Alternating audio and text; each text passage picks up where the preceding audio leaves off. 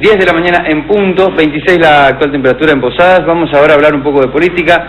Yo te contaba hoy, uno de los títulos de Misiones4.com tiene que ver con las declaraciones de Ramón Puerta, ex gobernador de la provincia, embajador argentino en España, ex presidente de la Nación también. Ayer fue una de las figuras de la televisión nacional, tuvo un raíz mediático importante, estuvo en Intratables, después también estuvo en un móvil con TN hablando de los 15 años de la crisis del 2001, ¿no? La situación que todos recordamos, ¿no? Que terminó con muertos aquel 19 y 20 de diciembre del 2001, que terminó también con la renuncia del presidente Fernando de la Rúa, la recordada imagen del helicóptero tomando vuelo ahí desde el techo de Casa de Gobierno. Bueno, se habló de esto. Ramón Puerta fue uno de los protagonistas de aquel momento, asumió la presidencia por unos días, encardinó la situación y el país finalmente, después de unos cambios importantes que se hicieron en cuanto a presidentes en principio y también institucionales, se normalizó después de una severa crisis. Vamos a escucharlo ayer hablando con los periodistas de TN sobre aquel momento. Buenas noches, gracias por darme esta oportunidad de agregar algunos elementos, un hecho que ha sido importante en nuestra historia, que ha tenido, como bien lo describió usted, una connotación dramática, pero también algunos elementos para rescatar como valiosos. Las instituciones funcionaron, se cumplió con la Constitución y con la ley de acefalía milimétricamente. El tema de los 2 días que estuve como presidente en ejercicio y uno hasta que asumiese, en total fueron 3 días, es porque la ley de acefalía decía que en el perentorio plazo 48 horas se debe convocar a la Asamblea Legislativa, que elige a quien completa mandato ante la ausencia del vicepresidente. A ver, para decirlo exactamente, Puertas, y usted lo debe tener tan fresco porque nadie puede olvidarse de un episodio como esto. De la Rúa se va en helicóptero, 20 de diciembre. ¿Qué pasa en las horas posteriores a esa salida de la Rúa de la casa? Él firma la renuncia, nadie lo podía creer en ese momento, firma la renuncia y se va de la Casa Rosada. Firma la renuncia a las 19:25, la escribe de puño y letra, no comete ningún error en la redacción, incluso mi título, yo soy ingeniero civil, Federico Ramón Puerta, es decir que fue meticuloso en la redacción de la renuncia, obviamente ahí yo quedo a cargo del gobierno hasta el día siguiente, donde juro como presidente, nombro gabinete y firmo aproximadamente 100 decretos, porque no solamente he ido a levantar el estado de sitio en algunas provincias, en otras no, porque los propios gobernadores pedían que siguiese el estado de sitio. No se olvide que hubieron muertos en varias provincias argentinas, no solamente en la capital federal y el conurbano. Esa acción de nombrar gabinete, de coordinar el levantamiento del estado de sitio y sobre todo de cargar los cajeros. Se cargaron los cajeros, la gente pudo retirar lo que era suyo y se tranquilizó el país. No hubo más ninguna marcha hasta el 28 de diciembre, viernes 28 de diciembre, donde el presidente que habíamos elegido para completar el mandato, Adolfo Rodríguez Sá, tiene un embate muy fuerte, una marcha, mucha gente, porque también empieza a haber problemas para pagar sueldos de fin de año. Claro, pero me quedé en esa semana. Usted asume inmediatamente el 20, firma los 100 decretos y convoca a la Asamblea Legislativa para que sea la Asamblea la que elija al nuevo presidente. Pero ahí nos parece Camaño presidente y después... Eso es una semana después. Hubieron 2 crisis. En la primera crisis, yo, presidente del Senado, hago lo que usted dice. En la segunda crisis, cuando al 6º día de su mandato renuncia a Adolfo Rodríguez Sá, volvemos a caer en la misma situación. Yo podría nuevamente haberme hecho cargo de la presidencia, pero no se olvide que mi presidencia del Senado obedecía a un armado federal de las pequeñas provincias argentinas y que el peronismo tenía otra realidad en las provincias centrales, Buenos Aires, Córdoba, Santa Fe, Capital Federal, donde el hombre fuerte era Eduardo Duhalde. En la primera crisis, el número de senadores nuestros era bastante más grande que el del país central. En la segunda crisis, el peronismo federal que yo coordinaba se había fracturado. ¿Por qué? Porque en el anuncio en la CGT, el día 26, miércoles 26, de Adolfo Rodríguez Sá, donde menciona lo que ya había dicho en el recinto, que no se iba a pagar la deuda externa, que se iba a ir a una situación inversa a la que veníamos viviendo. Eso molesta enormemente, por ejemplo, a Néstor Kirchner, que era un gran defensor del 1-1. Néstor no aceptaba que se tumbara el 1-1. Quiero aclarar que yo también he ido bien lejos defendiendo el 1-1. El primero que me dijo que el 1-1 ya no era competitivo y que se le cerraban la fábrica fue Duhalde en el año 96. 95-96. En mi provincia eso no ocurría, era beneficioso para una serie de cosas, sobre todo para poder competir por eficiencia. Nos habían rebajado los impuestos, nos habían quitado los aportes patronales en gran medida y nos daba competitividad respecto a otros tiempos. Claro, usted gobernó ese esquema, gobernó Misiones hasta el 99, exactamente, del 91 al 99. Hasta el 99, durante 8 años. Y Néstor Kirchner, Santa Cruz. Los dos teníamos un desarrollo muy parecido, éramos muy cabalistas ambos. En realidad el único más cabalista que yo era Néstor. Y en el 1-1, cuando viene ya Duhalde y toma la decisión que evidentemente había que tomar, porque ya Brasil lo había hecho en el 98 y ya nuestra moneda era tan fuerte que no podía competir, bueno, ahí el enojo de un sector del peronismo, de la periferia del país, de lo que era el peronismo federal, las provincias chicas, decían algunos, las provincias más distantes al poder central, se nos fractura y ahí queda Camaño, presidente de la Cámara de Diputados, que era un hombre que garantizaba el esquema del país central, de un peronismo que el número de votos también era muy fuerte. Pero ¿por qué Camaño queda como presidente en ese momento? Si usted Porque era presidente de la Cámara de Diputados. Está bien. La ley se faría muy clara. Si no era yo que era el presidente del Senado, el presidente de Diputados sigue el orden. Está el presidente de la República, renuncia y viene el vice no estaba.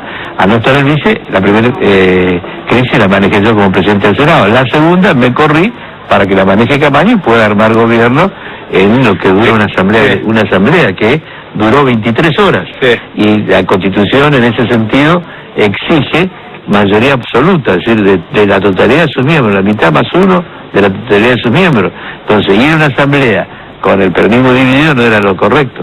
Yo me corro y con eso... ahora seguimos repasando... El apoyo de Alfonsín, y con eso tiene un gobierno que en menos de un año y medio normaliza la situación. Sí, no, quería preguntarle esto, porque me quiero detener en un aspecto que también es muy cuestionado hoy al peronismo y usted puede dar una respuesta. Chacho Álvarez había renunciado, se va de la vicepresidencia, abandona el cargo, renuncia. ¿No hubiese sido lógico que en la línea sucesoria después de Fernando de la Rúa hubiese habido un radical presidiendo el Senado? ¿Eso por qué el peronismo nunca se lo dio al oficialismo? No, espere. Pero muy buena su pregunta, muy buena.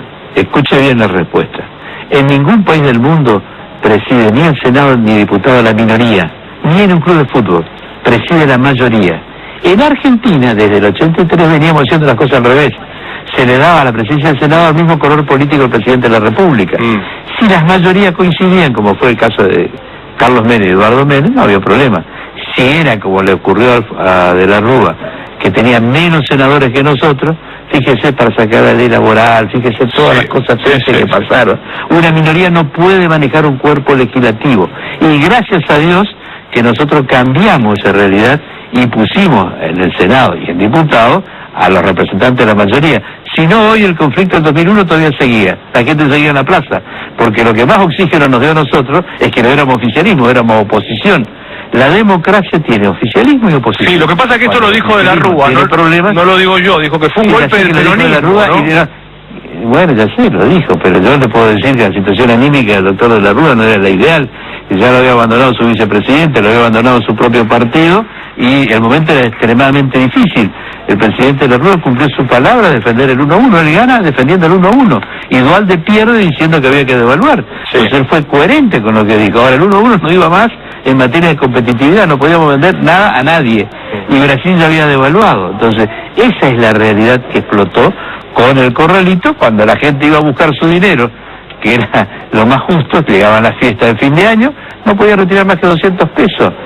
Cuando yo, a través del equipo que me acompañó, cargo los cajeros, la gente puede retirar el dinero, se tranquilizó la calle, no hubo más una sola protesta. Bueno, pero no fue tan sencillo que usted cargó los cajeros, porque después lo que ocurrió fue que asumió Duhalde, devaluó y la gente no pudo sacar sus dólares, se convirtieron mágicamente en pesos. O al revés, o antes estaban convertidos mágicamente en dólares, para hacerlo más realistas, ¿no? Vamos a analizar paso a paso. Yo le hablo de lo inmediato, claro, de la protesta de la gente que quería retirar sus recursos. Ya el 28 de diciembre hubo problemas, porque no se podían pagar los sueldos. Y a Eduardo Duhalde le toca devaluar y ordenar una economía que había perdido competitividad. Y lo hace. No lo hace en un día, como era cargar los cajeros. Tenemos que tomar muchas medidas que llevó más de un año. ¿Deberían hacerle un monumento a Cavallo, como dijo en estas últimas horas el ex ministro de Economía? Mire, yo soy partidario de las instituciones, soy un gran defensor de las instituciones. La principal institución de la política son los partidos. Yo no creo en los personalismos, así como yo quiero ayudar a reconstruir el peronismo, sin un jefe, sino con una organización federal, con los cuerpos orgánicos que debemos tener, con elecciones para elegir los candidatos, como fue la década del 80, donde finalmente habrá un candidato a presidente que sí, que tendrá un liderazgo, pero que emana de las urnas, no de un encolumnamiento tipo feudal del siglo XIX. Entonces, este tema de rendir pleitesía a las personas, a mí no me gusta. El propio fundador de nuestro movimiento dijo, mi único heredero es el pueblo, no nos dejó un jefecito para que lo reemplace. ¿Y qué me podría decir de la declaración de Duhalde, que hoy dijo que no sabe quién le aconsejó a De la Rúa declarar el estado de sitio? Y se lo pregunto a usted también, ¿por qué De la Rúa declara ese estado de sitio, provocando todas esas muertes, esa represión policial tan brutal y que termina además con su mandato, ¿no? Sí, mire, eso no conozco esos detalles, yo hablo de lo que conozco. Evidentemente la cosa estaba mal manejada, y si hubiera habido un presidente del Senado del mismo color político que De la Rúa, el conflicto seguía hasta ahora, porque ya había caído en escasa credibilidad la alianza, ya ninguna. Entonces se van sumando factores.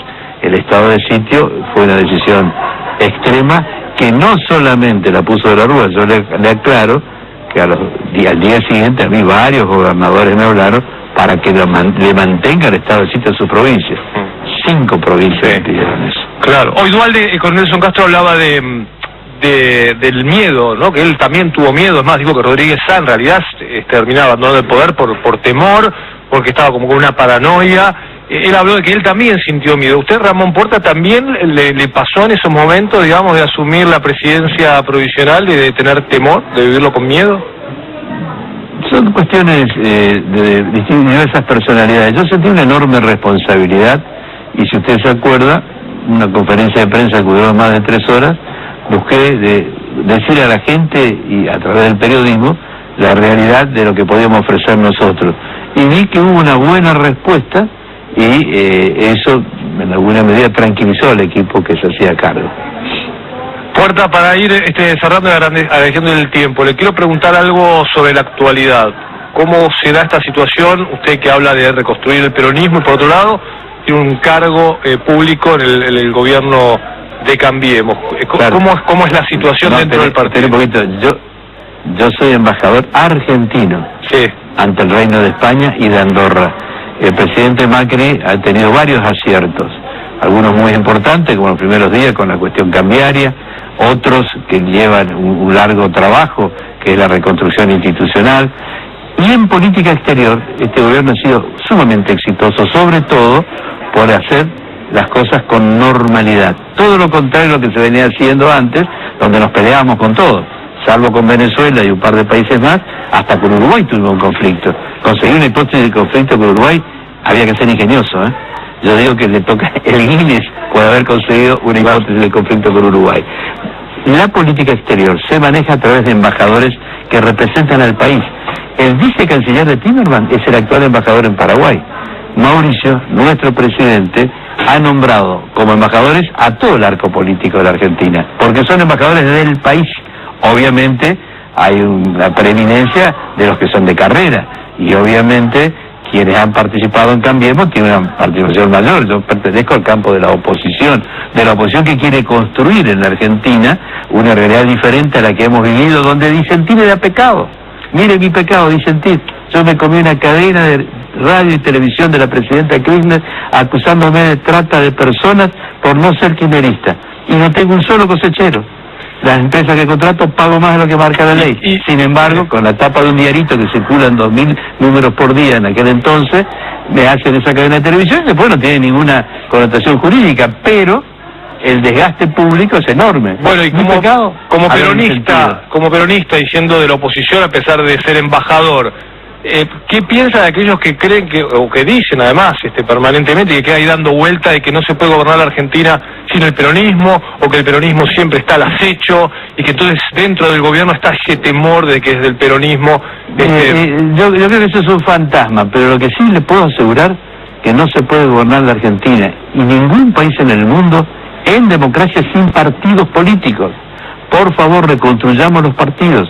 No solo el peronismo se tiene que reconstruir, el radicalismo también está vapuleado. El vice de Cristina era un radical. En el último gobierno, el presidente del Senado era un radical, el gobierno kirchnerista. Entonces, al radicalismo le han hecho mucho daño con la transversalidad y a nosotros lo han destruido institucionalmente. Tenemos que reconstruir el peronismo, reconstruir el radicalismo. El peronismo jamás dio un golpe de Estado. A nosotros nos han derrocado 2 veces. Ahora, gracias a que existíamos con un ordenamiento democrático y jurídicamente muy fuerte, cuando Alfonsín se fue antes, que nosotros no queríamos que se fuera, pudimos hacernos cargo del país y resolver los temas de la hiperinflación, de la falta de luz, estábamos en la oscuridad, de temas que lo pudimos hacer. Y cuando De la Rúa me renuncia, yo hasta el último minuto busqué que no renuncie. Y está muy claro que lo nuestro no fue golpe ni va a ser golpe, somos víctimas de los golpes, no somos golpeadores.